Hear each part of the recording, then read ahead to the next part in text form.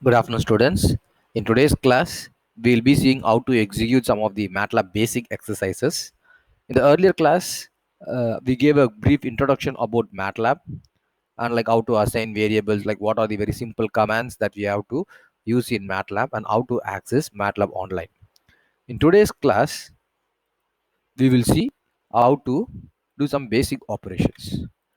So here, so this is a PPT that is uploaded in the LMS, which you could go through and see like what are the basic commands available in MATLAB. Okay, so which we were exploring in the couple of classes previously. In today's class, I will tell you like how to execute some simple matrix operations. Okay, so in this question, if you look at it, so this is one exercise where they're asking you to operate, exhibit some of the matrix operation skill set. So what you're going to do is first create a matrix. So they have given us the condition to create the matrix. So I create this matrix in MATLAB. I go to matrix online. Okay, I go to matrix online. First we can put CLC and clear the entire screen. Okay, I can put clear and so I did what I did was I have cleared all the command and I have cleared all the variables which have been assigned earlier. Now I'm creating a matrix. In order to create a matrix, I use the elements of the matrix separated by a semicolon. Okay, so each row has to be separated by a semicolon. So once you hit, you see matrix A is created. So they asked us to create a matrix in MATLAB, and we have created the matrix in MATLAB. Next, they're asking us to do a transpose of A, which will define matrix B. So for that, we used to create a variable B and then A transpose. Okay.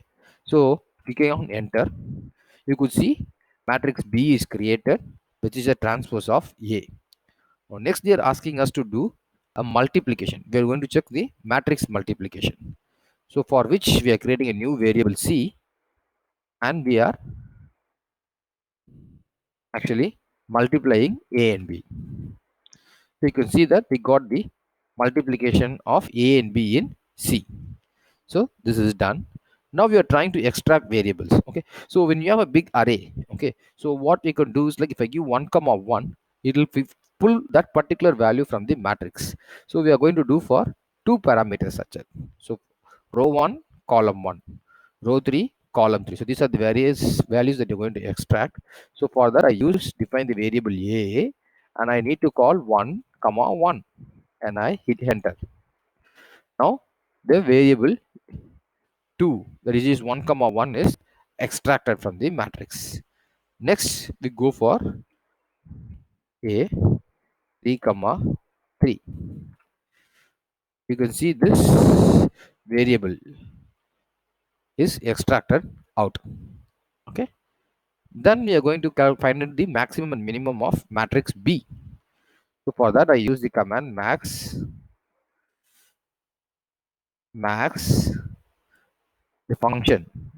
I'm to determine the variable A, and I'm hitting enter. So this brings me the maximum of A. So this is the row which is having maximum values in A. Similarly, I go for minimum. So what I do is minimum of A. The value is pulled. So I have done it for A. I request you all to try and do for B. Then we also do a matrix addition. Okay, so we are defining a variable D here, and then we are adding variable A and B. We did matrix addition. Okay, now we are going to generate a simple matrix, 1 cross 1 matrix from 1 to 10 with the interval of 2. So which is we are going to use a colon function. So I said D, but already we have defined the D variable, so I will define it as k. K is equal to, open the braces, 1. I'm using the colon command. So the 1 is the starting variable, the interval is 2, and then the last variable is 10. I give enter. See, I get the variables 1, 3, 5, 7, and 9. So between 1 to 10, with an incremental of 2, it has displayed the values. This is how we could generate some of the what do you say, some of the matrices. So we saw in the previous class what is format short, format long, what is on how to do like simple formatting in matrix, how to pull a smaller matrix, how to create identity matrix. All those things we see in previous class. So just application of those concepts which you saw in previous classes, what we did in exercise one. We'll move on to exercise two. In exercise 2, okay, again we are going to do a matrix addition and matrix subtraction. So here I take A,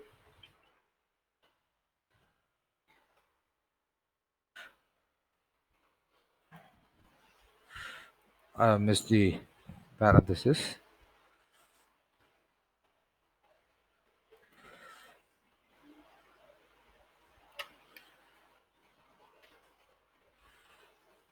Once again,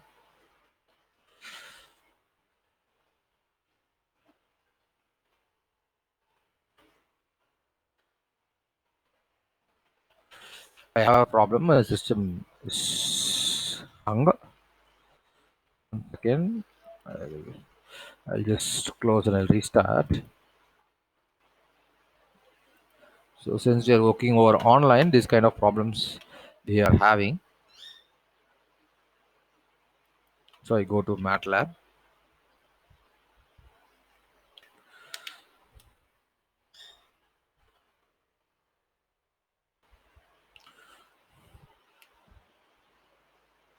So waiting for it to get loaded. I'm having a connectivity issue actually. That is a problem. Why? So give me a second. So start using MATLAB online.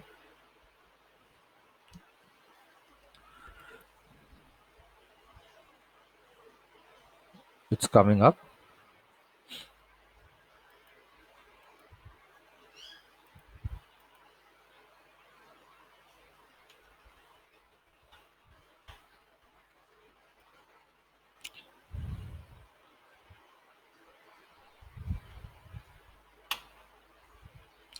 All the variables are loaded. So anyway, for the safer side, I will clear it.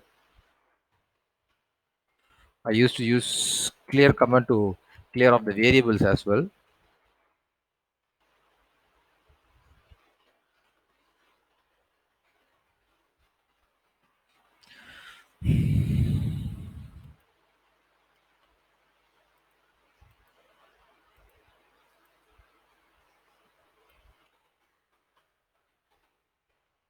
I'm going to create a matrix A.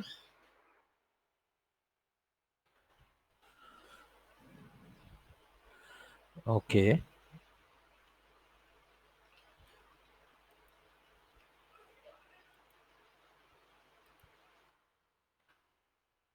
I've created the matrix A, and then I'm creating matrix B.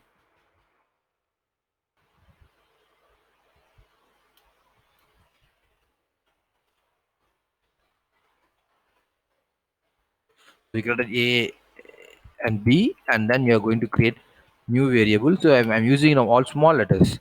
Last time I used capital letters, and I'm using all small letters. So I've done addition.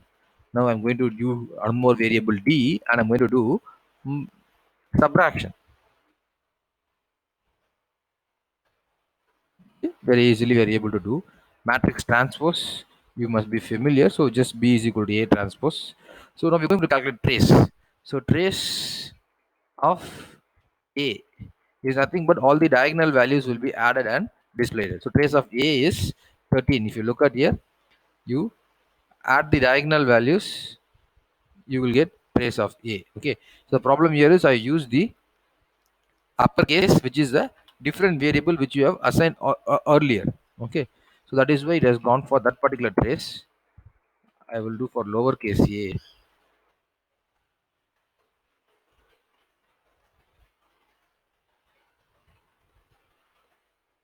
This is the variable that we have been using.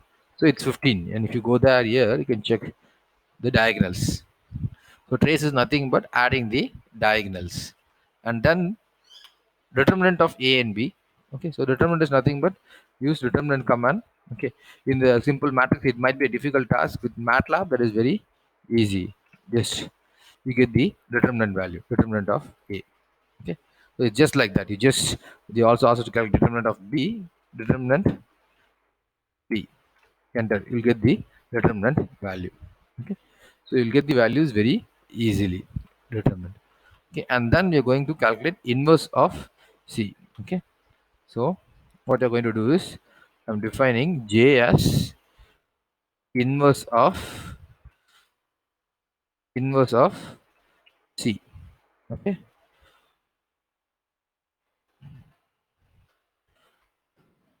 this is the inverse of C. Okay, so inverse is, so in we have inverse, so we should have like Cj.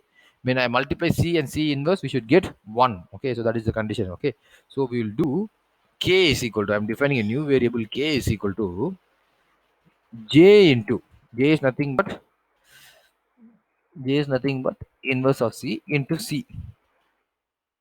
Okay, so I have to use a lowercase c, using a lowercase c, and you see we get an identity matrix.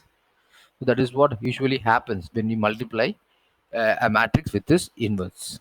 Okay. So this is what has been asked. So we're done with exercise 2. Now we'll see some simple graph plotting. Here they're asking us to generate a graph. So I'm taking the x variable as minus pi to pi. Okay, we know like pi is 180. I'm determining y is sine of x. So what I'm doing is from minus pi to minus pi, I'm going to, for every 1 value, I'm going to substitute in x, and I'm going to get your y and a y value. So x is equal to minus pi after 1. So plus 1 plus 1 plus 1, it will be getting the x values, and y will be sine of that particular values. I'm getting the y values. So plot is the command that I use to generate the graph. I'm drawing a simple 2D graph here.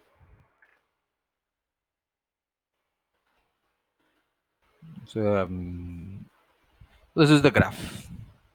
This is a sine wave, so simple 2D graph. So for every condition, you could do this. Okay, so x and y. If you use 1 comma 1 comma 1, if you use same value from 1 to 100, y to 100, you should get a diagonal line like this.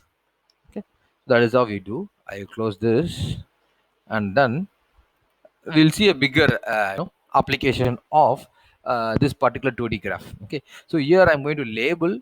Okay, for that I'm using x label, y label, and what is hold on function is it will hold this entire graph. First it will execute this part, and it will hold the entire line, and then it will start the next part as well. Okay, so it will hold this value, and then it'll execute this as well. This is hold function is we usually use this hold function to pull in, like we have 5 graphs generated, then I use hold functions to bring in all the 5 graphs into it and make them as one graph. For this we use generally the whole value. Okay, so I'm going after it. Okay, I take the command, so it's running.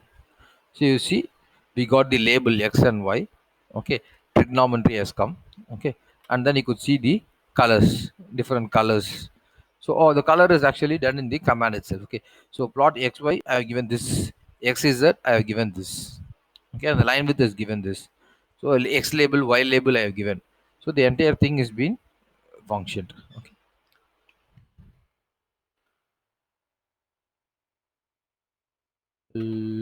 So you just copy all the command. You have to be very careful when you do that, and just you run. You get the graph. Okay, you get the graph. So next we go for the 3D graph. So that will be the next exercise. Here first we're going to create a pie chart. Okay, so I'm going to create a pie chart. First for the data, I'm creating a variable data for which I'm determining the value, and pi of that particular data I put, and I'm going to name this one as important data and run the command.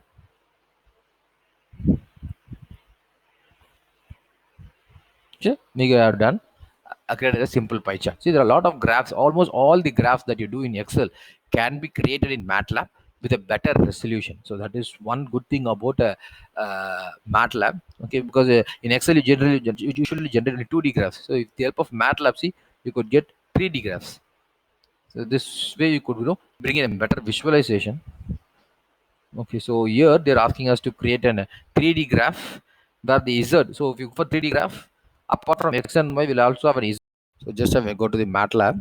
Okay, I'll just by the time it was executing, so like they've asked us to create a 3D graph.